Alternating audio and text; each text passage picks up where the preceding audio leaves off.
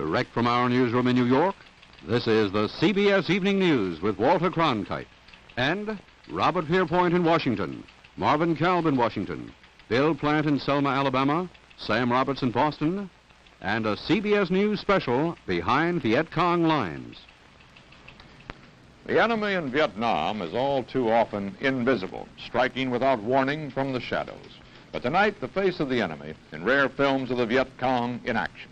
The film was shot by communist cameramen, processed in Vietnam, taken to Paris for editing, now shown for the first time on American television.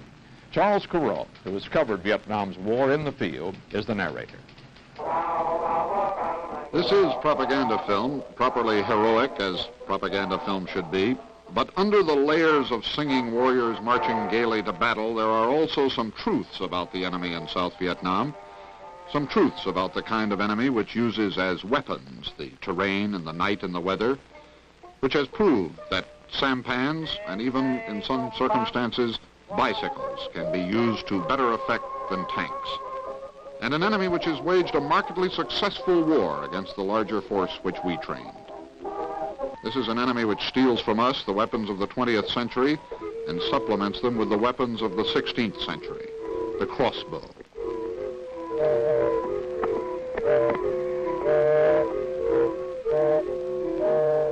The spear launcher.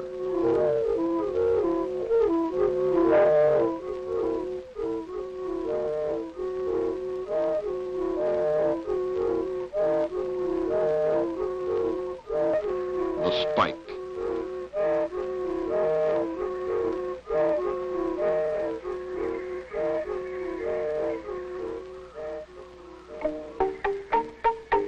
And the man trap. No correspondent who has ever ventured into the South Vietnamese countryside doubts the effectiveness of these lethal traps. They make you careful where you step. That's the idea. This music, by the way, came with the film.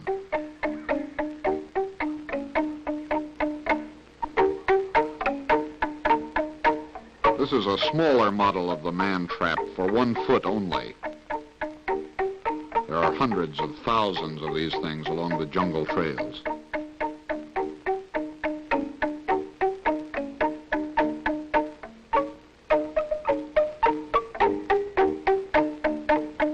Carefully covered over, weathered down, they're invisible. And they do their damage.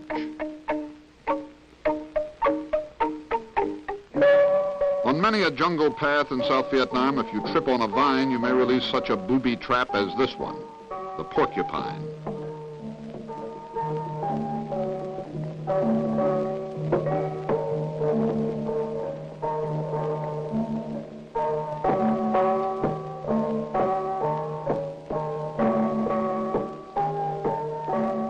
Lifted high up into the trees, this thing can sweep a whole squad from a trail.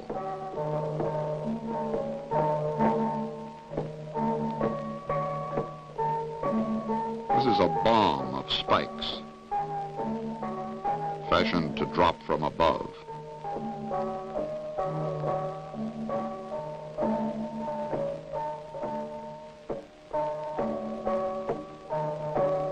The Viet Cong have become adept not only at moving fast themselves, but at slowing the Vietnamese army down. These bamboo spikes can pierce a GI boot, and do.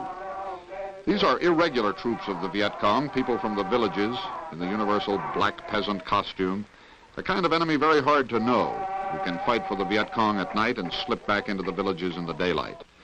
Those may be villages supposedly controlled by the South Vietnamese government, supposedly, but the Viet Cong are able to acquire actual mock-ups of the fortified villages of the government, mock-ups on which they can plan surprise attacks.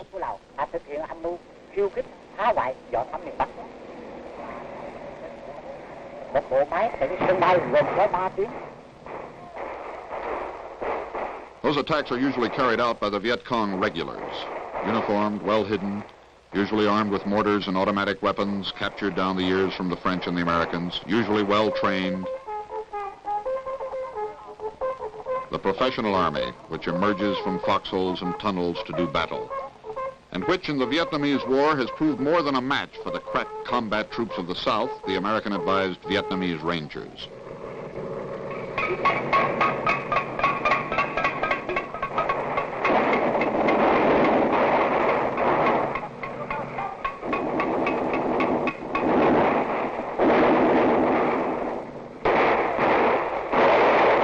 Many of the sequences in this communist propaganda film were obviously staged for the cameraman. Some were obviously not. This is the kind of enemy which advances unseen, dodges patrols, cuts through barbed wire barricades, harasses American helicopter pilots. This happens every day.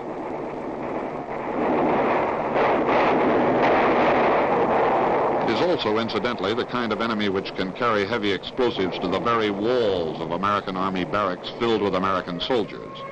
That happened in Pleiku night before last.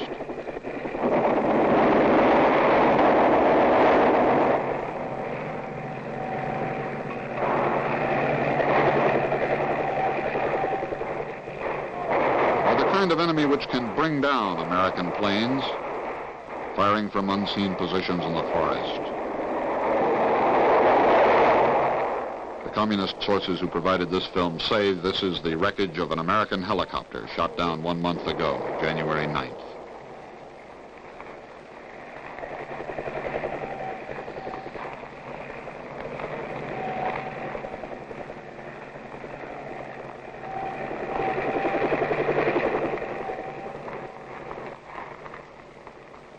It is a cardinal principle of guerrilla warfare that you strip the battlefield clean of weapons. The Viet Cong always do. Only the South Vietnamese Army dead are left here. The Viet Cong dead and wounded, whenever possible, are carried away after the battle. Women do that work. Women sometimes do that work for the South Vietnamese Army as well. It is likely that they are sometimes the same women.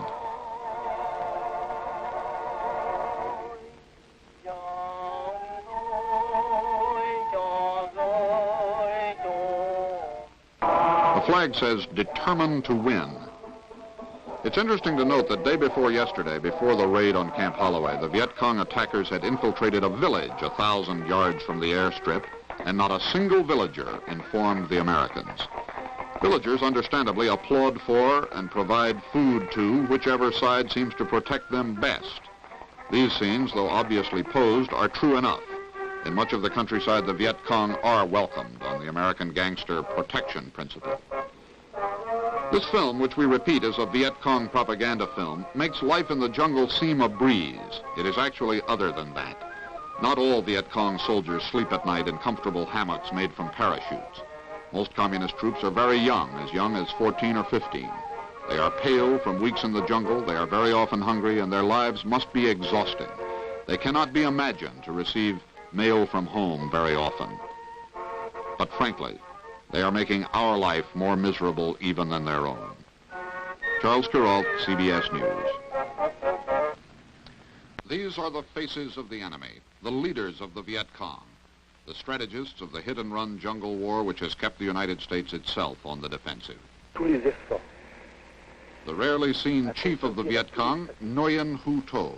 For the propaganda film, he says, "We will fight on for the absolute victory of peace, democracy, and national liberation." Members of the Viet Cong Central Committee. Nguyen Van Noi, a member of the Cao Dai sect. Tik Hong Tu, a Buddhist. And Ho Hue Bu, identified as a Roman Catholic, leader of the Viet Cong. The Viet Cong headquarters is in no one place. It moves constantly, and when it moves, it takes its defense force with it. These pictures, while obviously posed for the camera, still do depict the extremes of mobility which the Viet Cong rely upon for concealment. From the air, these are peaceful fishing boats in the Mekong Delta. But they actually are the general headquarters of the communist forces, the Viet Cong Pentagon.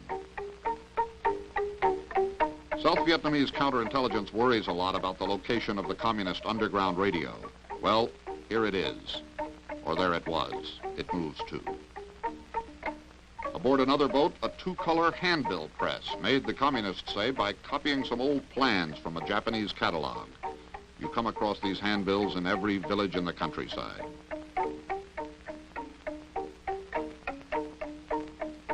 On still other boats, secretaries. Secretaries with typewriters, obviously pleased to have their pictures taken.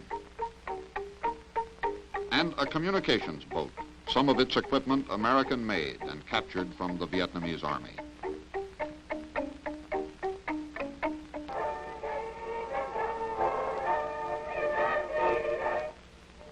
On November 24th, 1963, at Giep Hoa, only 20 miles west of Saigon, 300 of these Viet Cong guerrillas infiltrated a South Vietnamese Army camp and, on a signal from a bugle, suddenly opened fire.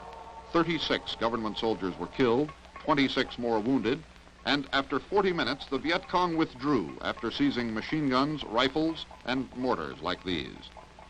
After the action, 4 American advisors were listed as missing and presumed captured.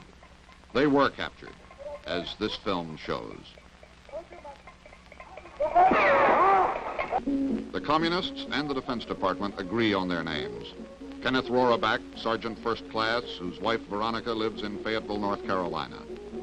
Isaac Camacho, Sergeant First Class of El Paso, Texas. Claude McClure, Specialist 5th Class, whose wife Rita lives in Chattanooga. And Sergeant George Smith of Chester, West Virginia.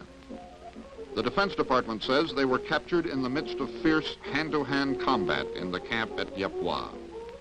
They have been captives of the Communists and presumably constantly moving through the Vietnamese countryside for 15 months. Their ordeal committed to film now by the enemy in South Vietnam. Charles Kuralt, CBS News. But Kien Hoa, an area less than 50 miles south of Saigon, is the backdrop for some of tonight's communist propaganda film from behind Viet Cong Lines. An indication, if we accept the communist word for it, of the relative impunity with which the guerrilla army can operate, even this close to the heavy concentration of Vietnamese and American troops around the capital. Charles Kuralt tells the story. This is a lesson in Viet Cong tactics. The South Vietnamese strategic hamlet of Cai Diep in Ban Tre province, fortified with earthworks, barbed wire, and guard towers. After it has been taken by the Viet Cong, they set about destroying its defenses. That will make it easier to take next time. The villagers pressed into service for the destruction will, if the usual form is followed, be pressed into service rebuilding it within a few hours when the South Vietnamese army moves back in. Aerial surveillance is one of the Viet Cong's most serious problems. This propaganda film makes constant references to the spotter planes and the helicopters overhead, and to the Viet Cong ingenuity in thwarting the spotters. In this case, a whole Viet Cong village is being dismantled and moved to another place. There are examples of this, villages disappearing into the jungle. You cannot strafe them if you cannot find them.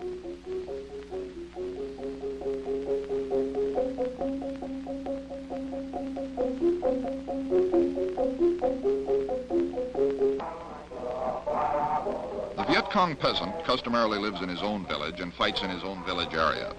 The guerrilla army of the Viet Cong, organized into companies and battalions, takes their world with them. A container of boiled water and a ball of rice pressed in a piece of nylon parachute. One rice ball is the daily ration. It's as important as grenades or oil lamp or rifle. The rice is usually freely given. Sometimes it's extorted from the villagers. The South Vietnamese army, by the way, when in the field, gets its rice the same way. Sometimes freely given, sometimes extorted.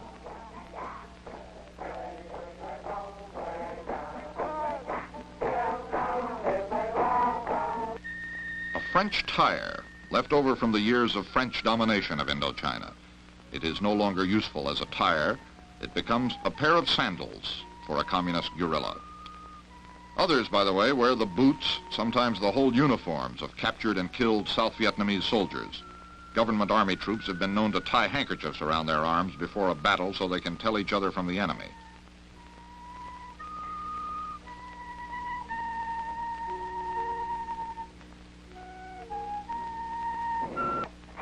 They make rice, they make shoes, and they make propaganda. A newspaper printing press in the midst of the jungle. A stack of such newspapers in a village hut is sufficient cause for the government army to burn the hut down. But the newspapers still circulate. And the underground radio, which the communists call radio liberation, still is heard, in spite of the best government efforts to track it down.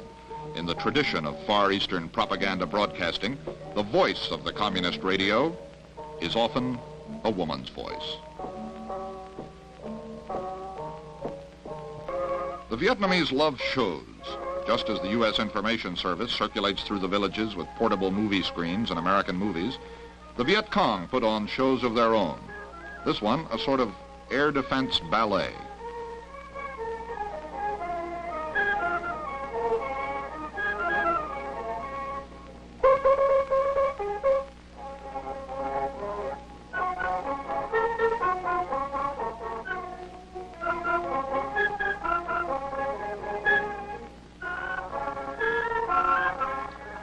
The villain here is supposed to be an American soldier making advances toward a defenseless Vietnamese housewife. The return of the communist hero husband.